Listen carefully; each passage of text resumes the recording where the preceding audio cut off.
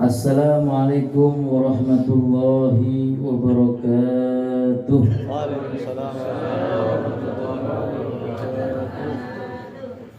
Alhamdulillah, wassalatu wassalamu ala rasulillah Sayyidina Muhammad ibni Abdillah wa ala alihi wa sahbihi wa man walah, wa la hawla wa la quwwata illa billah, amma ba'd. Alhamdulillahi rabbil alamin. Puji syukur kehadirat Allah subhanahu wa ta'ala yang telah memberikan nikmat, yang telah memberikan taufik dan hidayah, yang telah mengaruniakan sehat walafiat sehingga kita dikumpulkan oleh Allah di tempat yang insya Allah menjadi sebab turunnya rahmat dari Allah. Kita dikumpulkan oleh Allah di tempat yang insya Allah menjadi sebab turunnya ampunan dari Allah. Kita dikumpulkan oleh Allah di tempat yang insya Allah kelak menjadi saksi bahwa kita umat Nabi Muhammad yang mendapatkan syafaat daripada baginda Nabi Muhammad sallallahu alaihi wa alihi wa sahbihi wasallam. Yang saya hormati dan saya takzimi, wabil khusus pengurus musola Baitul Rahman ingkang dimuliakan datang Allah. Ugi ingkang kula hormati para kiai, para habaib, para sepuh bini sepuh ingkang dimuliakan datang Allah. Ugi ingkang kula hormati lan kula takzimi wabil khusus Jamiyah Maulid Simtud Durar Al Khair wal Barakah ingkang dimuliakan datang Allah. Ugi ingkang kula hormati lan kula takzimi wabil khusus para asatidah, hadirin hadirat, muslimin muslimat, qanitin qanitat, salihin salihat, shaimin shaimat, amin ya rabbal. Kebiasaan kulolan panjenengan sedaya setiap bulan Maulid nyambung sampai bulan Rabiul Tsani. Alhamdulillah kita punya kebiasaan yang baik, yaitu berkumpul bersama-sama melantunkan sholawat kepada baginda Nabi Muhammad sallallahu alaihi wasallam. Kula lan panjenengan sedaya kempal wonten teng majelis menika nyuwun dhateng Allah Subhanahu wa taala agar perkumpulan ini nanti kelak menjadi saksi di hari kiamat bahwa ini tempat yang kita dudukin dihadiri oleh baginda Nabi Muhammad, dan Nabi Muhammad melihat kita nanti di yaumul qiyamah. Rasulullah menyelamatkan kita. Amin ya rabbal, amin ya rabbal. Akan tetapi ada beberapa hal yang ingin saya sampaikan daripada di zaman-zaman sekarang. Baginda Nabi Muhammad sallallahu alaihi wa alihi wasallam bersabda, sayati zamanun ala ummati yamirruna minal ulama wal fuqaha. Sayati ala zamanin ala ummati yafirruna minal ulama wal fuqaha fayabtalihumullah bithalathi baliyat. Awwalaha yurfa'ul barakah min kasbihim, wa thaniyah yusallitullah alaihim sultanan zalimah, wa thalis yakhruju minad dunya bighairi imanin au kama qala sallallahu alaihi wasallam. Baginda Nabi Muhammad sallallahu alaihi wasallam bersabda, sayati zamanun ala ummati, akan datang kelak suatu saat akan datang pada umatku, kata Rasul sallallahu alaihi wasallam. Apa yang akan datang? Yafirruna minal ulama wal fuqaha, akan datang nanti kelak di akhir zaman dari umatku, kata Nabi, bukan umat Nabi yang lain, dari umat Nabi Muhammad SAW. Ada suatu golongan yang mereka itu lari daripada ulama, gak mau deket dengan ulama, gak mau dekat dengan tokoh, kiai dan lain sebagainya. Terjadi atau enggak? Terjadi atau enggak kira-kira ini? Banyak dari kita, Bu, kulolan panjenengan sami niku senenge delep. Ngerti delep mboten? Delep ngerti mboten? Napa delep? Delep niku napa bahasa Indonesia nih Ustaz lagi? Wong Jawa ditakoni delep bahasa Indonesia nih apa padha bingung kabeh. Delep niku napa? Ojo delep, delep niku napa? Napa, Bu? Meneng baik. Kirang sae. Napa? Tamak. Napa kawarman delep niku? Delep tamak. Itu berarti salahnya. Kemaruk. Kemaruk. Banyak dari kita ini suka apa? Delep tamak. Apa bener delep? Gumun. Delep niku gumun. Benten. Ya wis mau bengi iki dadi gumun. Setuju mboten? Setuju mboten? Ya men coba debat lah. Wong kiai temu di budi menang, sampean ngomong bae wis. Nggih mboten?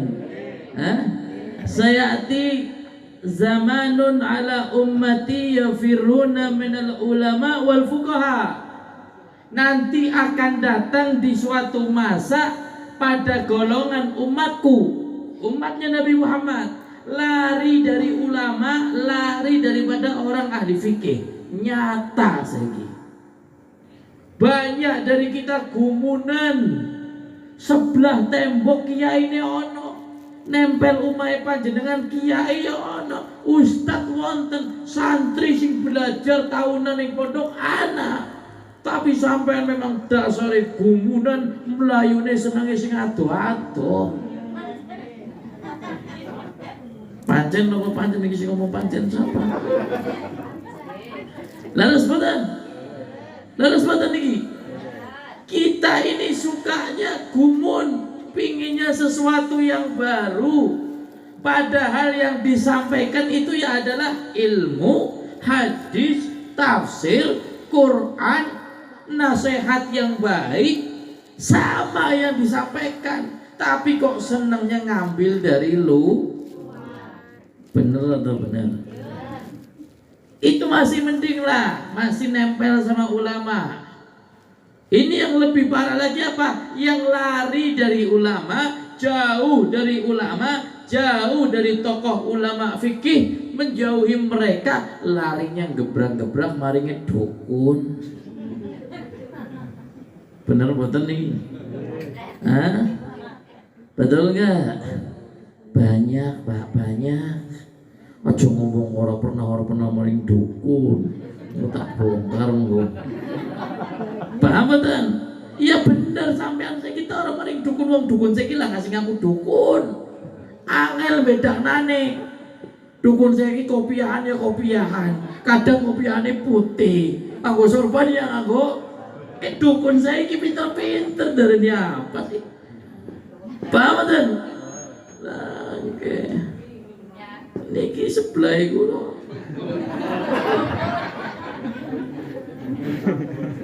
Niki dukan sanes dukun. Dukan niku bahasa Arab, bahasa Indonesia nih toko. Toko niku kan mlebu kabeh. Niki dukan. Paham ya? Jadi umatnya Nabi Muhammad sudah digambarkan oleh Rasul, nanti akan ada umatku, golongan daripada umatku yang jauh dari ulama. Siapa mereka yang jauh dari ulama? Mereka orang-orang yang menjadi budaknya dunia. Perhatikan, salah satu sebab kenapa kita jauh sama ulama, jauh sama ahli fikih, itu sebab paling utamanya apa? Dunia. Masya Allah, ada orang bangun tidur matanya nembe melek nembe, langsung pasang status ning WA dagangan. Nah itu Masya Allah, wonten niku anak-anak muda sekarang buka HP bangun tidur yang dicari HP, bukan langsung kamar mandi wudhu sholat enggak, yang dicari HP-nya dulu. Apa nyari HP? Pasang iklan. Itu kejadian sekarang. Mata melek urusannya dunia, mau tidur urusannya dunia. Bahkan yang lebih hebatnya lagi, orang yang sibuk dengan dunia, mereka itu nggak sadar, dibuat lalai betul sama Allah Subhanahu Wa Taala. Sehingga di dalam sebuah hadis disebutkan, saya baca di dalam kitab Nasaih Diniyah, bahwasanya Allah Subhanahu Wa Taala mengatakan kepada dunia, hei dunia, jadikan hambaku itu budakmu. Jadikan hambaku itu budakmu kalau dia meninggalkan aku. Jadikan hambaku itu budakmu kalau dia meninggalkan aku. Nantikan bu, dunia akan menjadikan kita budak kalau kita ninggalin Gusti Allah. Nggak ada orang ngomong, Beb saya nggak ninggalin Allah. Iya, nggak ada orang ngaku ninggalin Allah. Kita semua nggak ada di sini ngomong saya ninggalin Allah, enggak.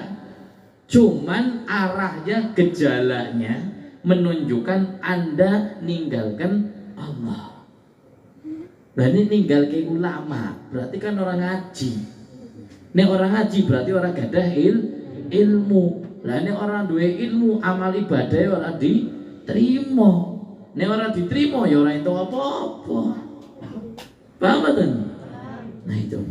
Sebab utamanya kita lari daripada ulama, lari daripada ahli fikih, gemerlapnya dunia yang sudah disebutkan oleh Allah Subhanahu Wa Taala, wa mal hayatud dunya illa mata'ul ghurur. Sudah ini dunia tipu daya semua. Anda dibuat lalai. Kalau disalahin, wes sih aja golek dunia baik. Jawabannya pinter wong seki. Lah nyong kan golek dunia, gue ngakani anak bojo. Wene wong ngomongin ning ngarepe nyong, tak bales mati. Nggih, sampeyan duwe anak bojo dudu duwe manuk. Anda itu punya anak, punya istri bukan hanya untuk dikasih makan saja. Emang burung peliharaan. Anda punya anak istri ini butuh digandeng untuk masuk surganya Allah. Aja sing dipikir nak badongan kesel nyong. Paham kan? Paham kan niku? Nyata Pak. Tiang saniki dinasehatin jawab. Lah bingung kan mangkat kerja esok kan tujuannya baik. Makanya anak bojo tak wajib. Iya benar. Makanya anak bojo wajib nuntut ilmu ya wajib. Hati-hati ngomongin kali Gusti Allah, dunia niku nipu. Ampun tersesat. Dunia nipu kula lan panjenengan sedaya, Masya Allah. Kita dibuat sama dunia budaknya. Disebutkan di dalam kitab An-Nawadir. Kitab An-Nawadir itu kitab tentang banyak kisah-kisah. Bagus kitabnya.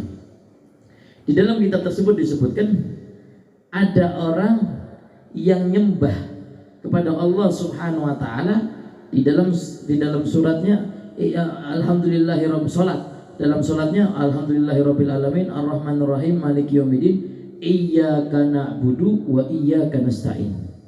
Ketika lagi iyyaka na'budu wa iyyaka nasta'in, tiba-tiba ada yang negor. Bohong, dusta. Diulangi lagi orang ini. Iyyaka na'budu wa iyyaka nasta'in. Terdengar suara tanpa rupa. Bohong, dusta. Lagi iyyaka na'budu wa iyyaka nasta'in. Terdengar suara bohong, dusta. Sehingga orang ini berhenti dari sholatnya. Dia cari-cari apa sebabnya ini. Kenapa ketika mengucapkan kalimat iyyaka na'budu wa iyyaka nasta'in terdengar suara kamu bohong, kamu berdusta. Setelah dikoreksi ditanya. Ini yang sholat orang arif billah. Ini yang sholat orang arif billah, bisa dengerin suara tanpa rupa. Ini bukan orang sembarangan. Sehingga dia tanya, kenapa kau katakan dusta? Dustanya dari mana? Iyyaka na'budu wa iyyaka nasta'in katanya. Iya, kamu katakan iyyaka na'budu, tapi yang kamu sembah bukan Allah. Yang kamu sembah adalah perempuan, yang kamu sembah adalah jabatan, yang kamu sembah adalah dunia. Ini kenyataannya. Betul nggak coba? Kita nyembahnya sama Allah apa dunia? Sama dunia. Pernah panjenengan nangis ninggal ke sholat subuh nanti boten? Orang nafsu mangan. Sampean kenapa bu? Iya nyong ninggal sholat subuh. Terus kenapa? Nyong orang pandangan. Orang nafsu mangan. Nah kenapa orang nafsu mangan? Sebabnya mau sholat subuh. Wonten boten. Ada nggak orang yang seperti itu? Sedih, nggak nafsu makan, nggak gairah hidupnya, gelisah. Kenapa? Karena nggak sholat subuh. Pernah? Orang pernah. Nyata niku nyata. Tapi ketika maaf motornya hilang, bisa tidur nggak itu kita? Gelisah nggak? Masya Allah, motor hilang ya wis. Gila betul, maring polsek gawe laporan. Gila betul, maring kiai ini jaluk sababiyah. Gila betul, sababiyah kiai orang majul maring dukun tembus. Gila betul. Segala upaya cara bagaimana motornya ketemu. Tapi ketika hilang satu amal ibadah, sholat subuh kita tinggalkan, kita biasa saja. Nyata atau nyata? Terus iyyaka na'budunya di mana? Benar? Benar. Sehingga orang ini akhirnya nangis, dia nangis. Terus bagaimana? Perbaiki. Apa perbaikinya? Dia punya istri, maaf nih. Di dalam cerita itu istrinya diceraikan. Loh kenapa? Karena selama ini dia takut sama istrinya. Istrinya penghalang untuk ibadah. Ada nggak?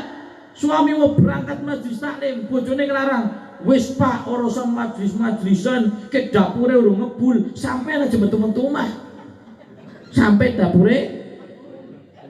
Nanti mboten Mas. Nanti mboten kata sengatan. Alhamdulillah panjenengan boten. Ada model seperti itu. Dia bukan iyyaka na'budu, dia nggak nyembah kepada Allah tapi nyembah sama istrinya. Takut sama istrinya.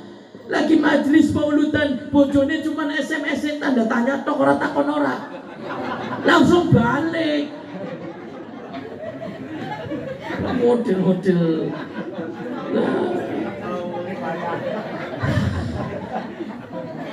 Wonten tiange wonten teng mriki.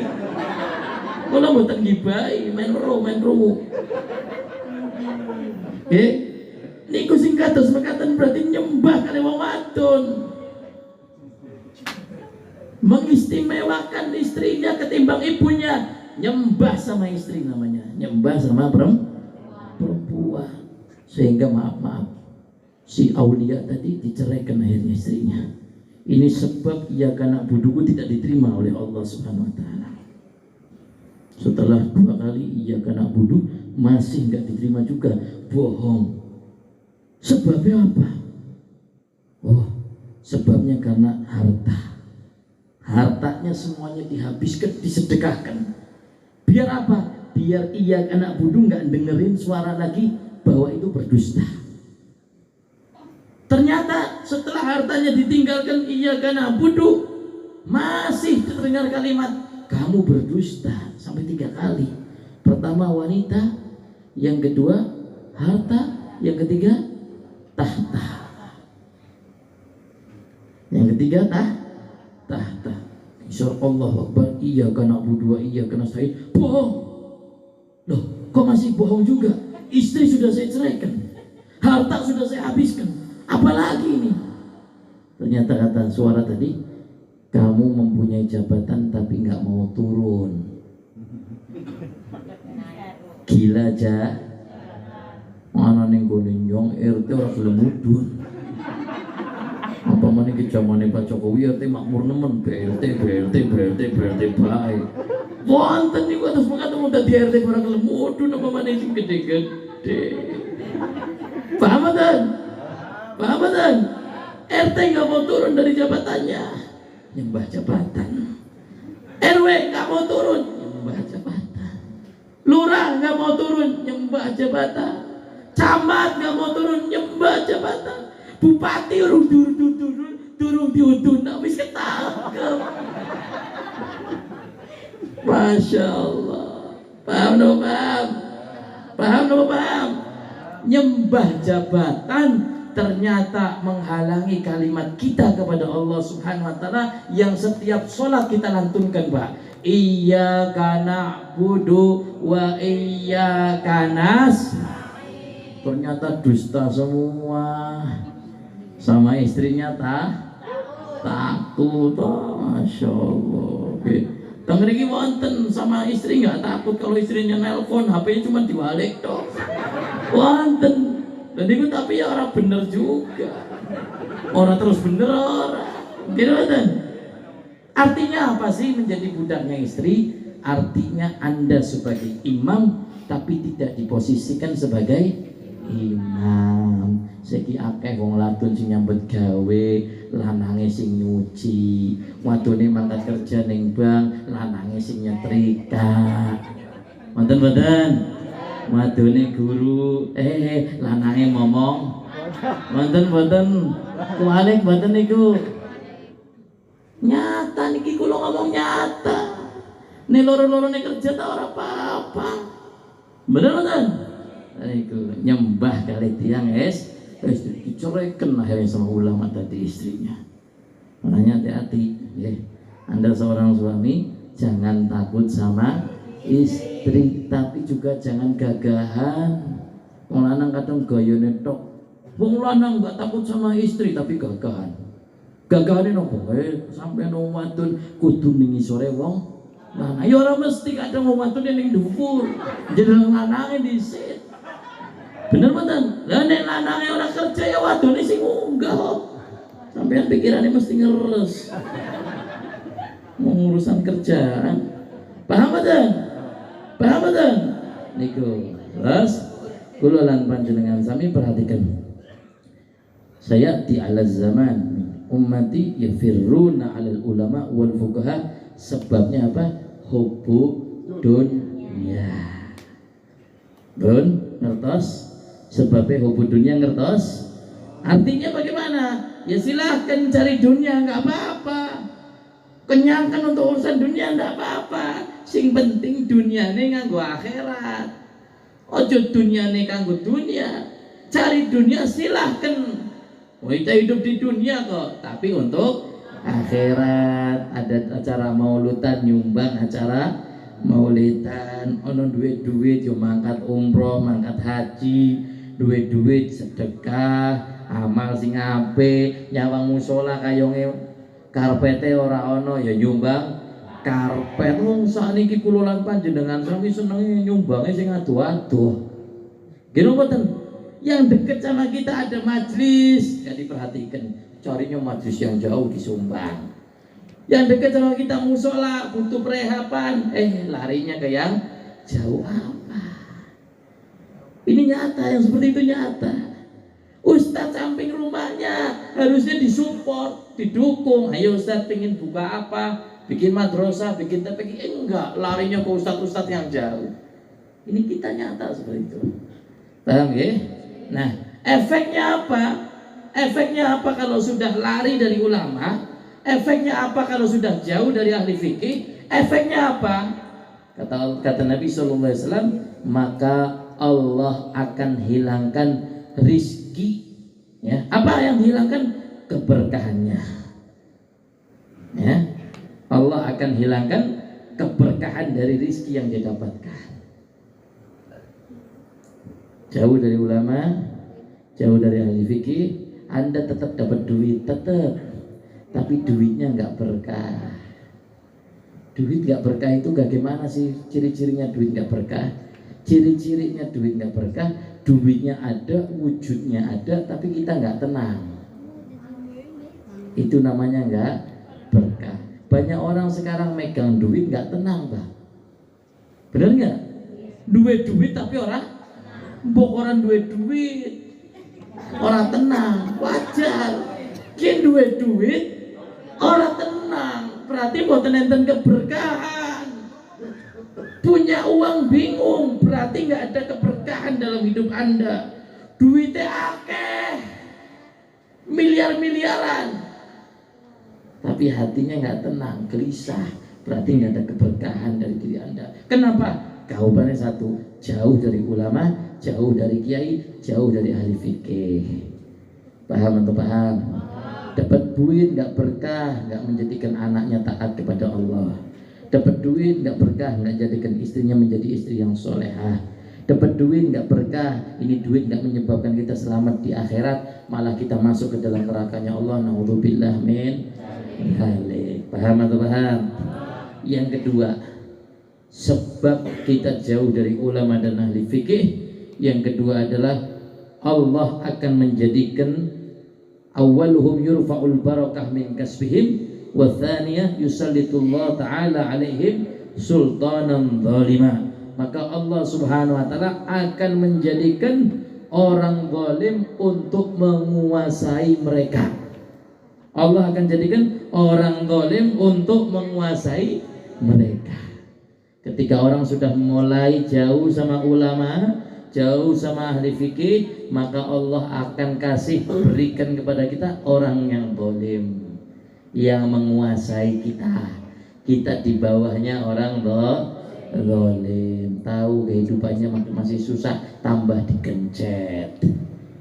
Hidup nyari duit masih susah, tambah digencet. Naudzubillah min dzalik. Yang ketiga, wasalitsah yakhruju minad dunya bighairi iman.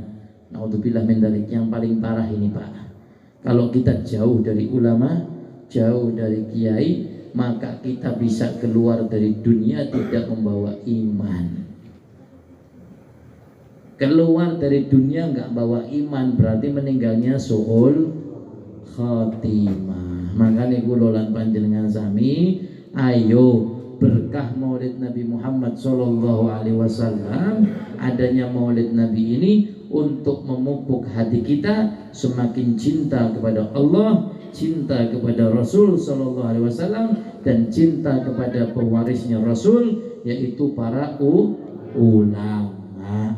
Nggak sembarangan Nabi mewariskan kepada kita itu ulama. Jenengan pengen rebutan warisan, ya rebutan warisannya Kanjeng Nabi. Aja warisane bapane kowe tak gelut tok.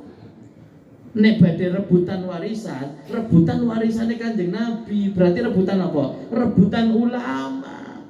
Rebutan ulama artinya apa? Anda datang kemana-mana ke tempatnya dia, Anda ambil ilmunya, itu namanya rebutan. Ngerayah warisannya Kanjeng Nabi. Ini Masya Allah, ada ulama difitnah, ada ulama dihina, ada ulama dilecehkan. Kita itu hidup Masya Allah sekarang adu domba di mana-mana. Yang A sama yang B dipukulkan. Orang bawahan, orang awam nggak ngerti. Mau ngikut ini nanti dicap ini, mau ngikut ini nanti dicap ini. Sekarang terjadi, Pak. Akhirnya apa? Kita kurang ajar sama salah satu ulama. Nah ini nggak ada dari zaman dahulu, nggak ada. Kita putar itu rekamannya, kita putar kasetnya dari zamannya Mbah Hasyim Asy'ari, kita putar dari Mbah Hasyim, Mbah Khalil Bangkalan, kita putar dari Mbah Ki Abdul Hamid Pasuruan, kita putar Mbah Mahruz Ali Lurboyo, kita putar itu rekamannya. Nggak ada model kayak gini. Baru sekarang ini baru. Orang lantang bisa menyalah-nyalahkan ulama. Nggih mboten. Mengkafir-kafirkan, mensesat-sesatkan, naudzubillah min. Nah, perbedaan ulama antar ulama wajar. Kita sebagai orang awam nggak usah ikut husnudzon. Kita ditetapkan oleh Allah Subhanahu wa taala untuk berbaik sangka. Sudah tutup, lawan sudah lewat. Maaf ini saya ngomong dari awal, ini masih tahun 2022. Masih ada 2 tahun lagi, hati-hati sampean. Jangan mau dipecah belah nanti di 2024. Paham betul? Hati-hati, minta tolong jangan mau dipecah belah di tahun 2024. 2019 sudah lewat, sudah. Sing wis. 2024 ayo kita tatani, kita benahi lagi. Tidak ada perpecah belahan, tidak ada. Anda mau dukung siapa silahkan. Yang penting kita tetap utuh persatuannya, jangan mau dipecah belah. Antara kiai sama habaib tetap harus satu. Berbeda pendapat sudah umum dari zaman dahulu. Mbah Hasyim Asy'ari sama Mbah Dahlan itu enggak satu pendapat, tapi aku rukun. Saniki mawon, masya Allah. Saya khawatirnya apa? Su'ul adab sama ulama, matinya su'ul khotimah nantinya. Kalau kita su'ul adab, berani kurang ajar sama ulama, matinya su'ul khotimah. Ulama siapapun itu, kemarin banyak yang nyerang, masya Allah, tokoh-tokoh NU ngomong apa, diserang macam-macam. Jangan ikut-ikut. Ini banyak di luar sana oknum-oknum yang ingin ngadu domba kita. Kita pokoknya 2024 harus, nggak ada mau pilih apa, mau silahkan, nggak ada tuh kita ngikut sini, enggak silahkan. Anda teman kami, Anda iman, kita sama imannya sama Allah, kita Islam sama, kita imannya sama-sama Allah. Jangan ada pertikaian, jangan ada perpecah belahan. Naudzubillah min dzalik. Hati-hati. Nggih, kula pesen iki tahun 2022, nanti 2024 rame. Jadi jangan sampai jenengan mau diombang-ambingkan untuk duit orang mumet tok dosa iya. Duit paling 50.000 gino mboten. Jenengan gembar-gembor. Sing gembar-gembor sing wingi sing gembar-gembor saya kita mumet kan. Pun tutup buku. Pokoknya kula lan panjenengan sami berkah Maulid Nabi Muhammad sallallahu alaihi wasallam, kita insyaallah kejebratan barokah. Terakhir sebagai penutup ada satu kisah tentang kasih sayang kepada hewan. Sebelum penutup ada kisah kasih sayangnya seorang ulama terhadap hewan. Saya baca di dalam kitab Fawaidul Mukhtar. Kenapa saya katakan kasih sayangnya ulama kepada hewan? Kalau sama hewan saja suruh kasih sayang, apalagi sama manusia. Paham ya? Kalau sama hewan saja suruh kasih sayang, apalagi sama manusia. Makanya yang saya ambil kisah kasih sayang terhadap hewan. Oke. Al-Imam Ahmad Ar-Rifai. Al-Imam Ahmad Ar-Rifai, seorang ulama besar. Ya, ada thariqah namanya Ar-Rifaiyah. Ya, seorang tokoh ulama besar yang sering bertemu dengan baginda Nabi Muhammad SAW. Sayyidi Ahmad Ar-Rifai terkenal masyhur. Suatu saat Al-Imam Ahmad Rifai melihat seekor anjing yang terkena penyakit judam. Judam itu apa? Lepra. Judam itu apa? Lepra. Lepra niku kulitnya makin ngelotok-ngelotok, lepas bu. Nanti tangan bisa lepas sendiri, jari-jarinya bisa lepas sendiri. Itu lepra seperti itu.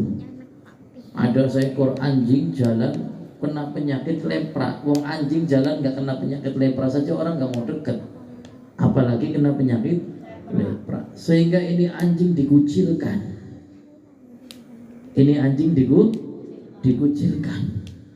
Dikucilkan sama masyarakat sekitar, dijauhin. Kalau ada anjing dijauhin. Sampai akhirnya datanglah Imam Ahmad Rifai melihat ada seekor anjing dijauhin kena penyakit lepra. Akhirnya si anjing itu diobati sama Imam Ahmad Rifai. Diobati selama 40 hari bu. Diobati selama 40 hari. Sampai anjingnya itu betul-betul bersih, sembuh. Setelah sembuh dicuci sama Imam Ahmad Rifai, dibersihkan luar biasa. Bersih, suci, bersih. Sampai akhirnya si anjing ini Si anjing ini diajak jalan. Orang-orang yang tadinya menghina anjing kaget. Nah ini siapa? Rifai kok jalan sama anjing. Rifai kok jalan sama anjing. Apa jawabnya Imam Rifai? Orang yang nggak punya kasih sayang terhadap makhluknya Allah, walaupun seekor anjing, bagaimana dapat kasih sayang dari Allah Subhanahu wa Ta'ala? Untuk mendapatkan kasih sayangnya Allah, kita harus mengasihi makhluknya Allah. Lewat apa? Anjing. Bahkan di dalam kisah yang lain, Imam Ahmad Rifai pernah lagi mau sholat, ya, lagi mau sholat, itu pakaiannya tuh kepanjangan, entah itu kum atau pakaiannya itu di tangannya Imam Ahmad Rifai itu ada kucingnya. Jadi apa ini apa namanya, baju ya, bajunya panjang kayak gini kumnya, lengannya panjang ya. Terus si lengan ini ditidurin sama kucing, kucingnya lagi tidur.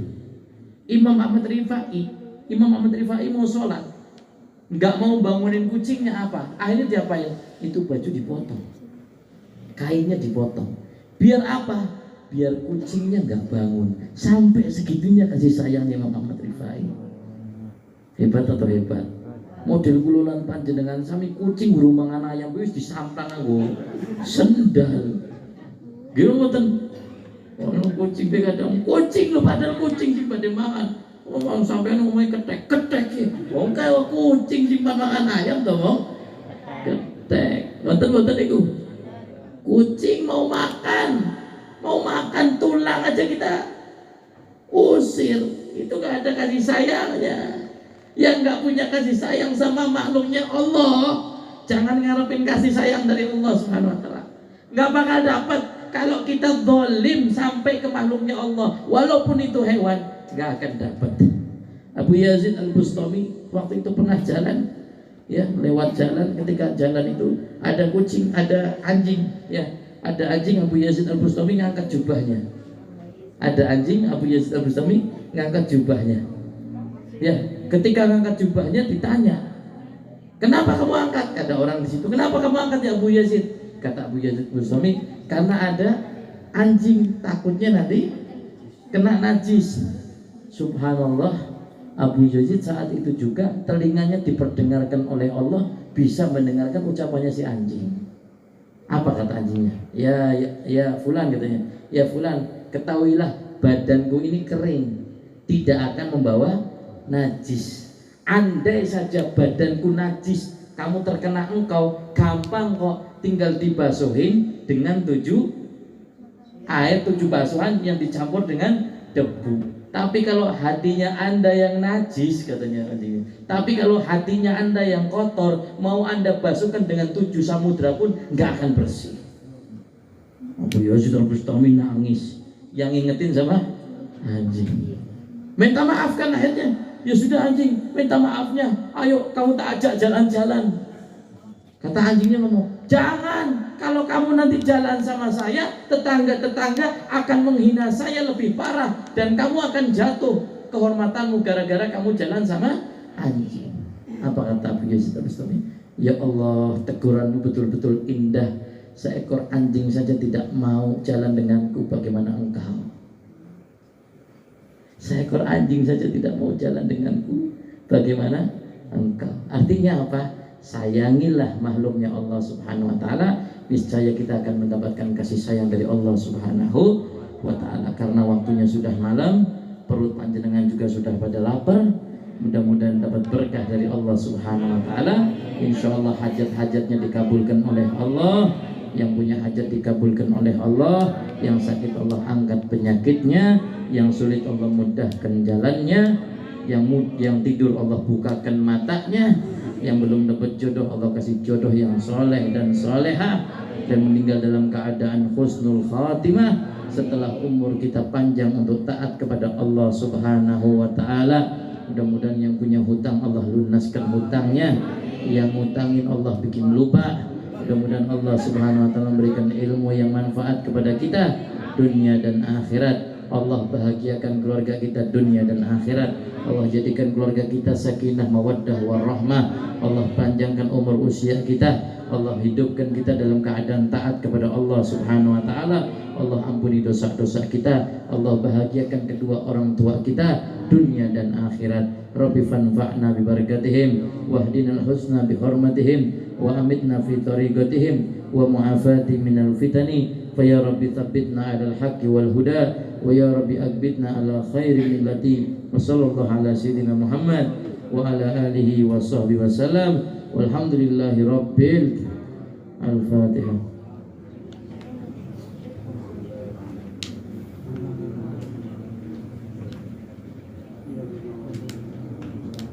Itu saja yang bisa saya sampaikan, kurang lebihnya mohon maaf.